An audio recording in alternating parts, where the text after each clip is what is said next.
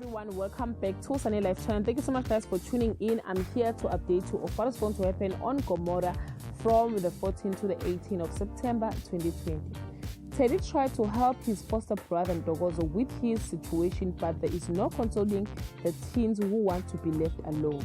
Mam Sondo has his eyes firmly on the prize, but her two meddling daughters, Pretty and Tati, are becoming nonsenses. And Melusi realizes that he has failed as a parent despite his best attempt in Ndogozo.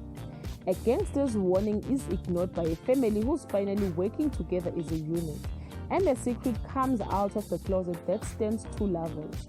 There is more drama at school thanks to bullies, and it seems like siblings are bonding at last. Guys, this is all I have for today. You can leave your comment below and share your thoughts. Till we meet again, I love you so much guys. Bye.